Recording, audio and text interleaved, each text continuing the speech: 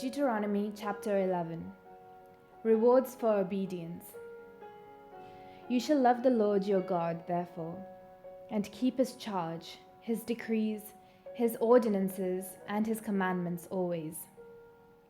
Remember today that it was not your children who have not known or seen the discipline of the Lord your God, but it is you who must acknowledge his greatness, his mighty hand, and his outstretched arm, his signs and his deeds that he did in Egypt to Pharaoh, the king of Egypt, and to all his land, what he did to the Egyptian army, to their horses and chariots, how he made the water of the Red Sea flow over them as they pursued you, so that the Lord has destroyed them to this day.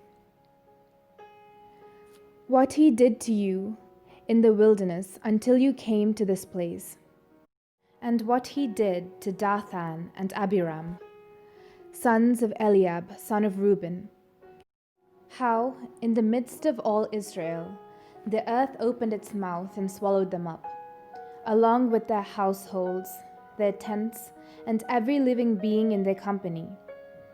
For it is your own eyes that have seen every great deed that the Lord did. Keep then this entire commandment that I am commanding you today, so that you may have strength to go in and occupy the land that you are crossing over to occupy, and so that you may live long in the land that the Lord swore to your ancestors to give them and to their descendants, a land flowing with milk and honey.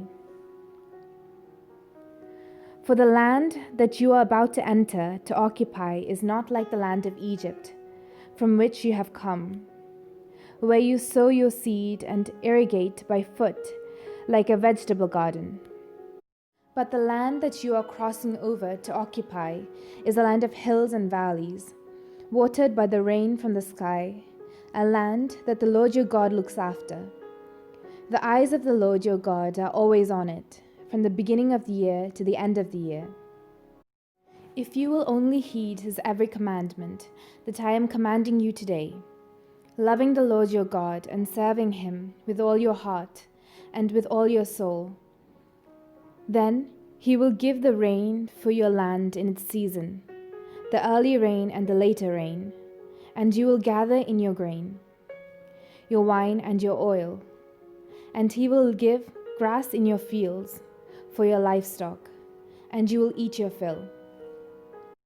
Take care, or you will be seduced into turning away, serving other gods, and worshipping them. For then the anger of the Lord will be kindled against you, and he will shut up the heavens, so that there will be no rain, and the land will yield no fruit. Then you will perish quickly off the good land that the Lord is giving you. You shall put these words of mine in your heart and soul, and you shall bind them as a sign on your hand, and fix them as an emblem on your forehead. Teach them to your children, talking about them when you are at home and when you are away, when you lie down and when you rise.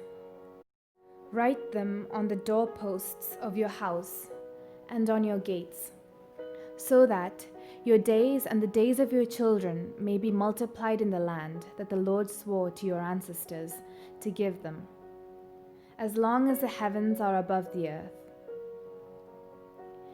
If you will diligently observe this entire commandment that I am commanding you, loving the Lord your God, walking in all his ways and holding fast to him, then the Lord will drive out all these nations before you, and you will dispossess nations larger and mightier than yourselves. Every place on which you set foot shall be yours.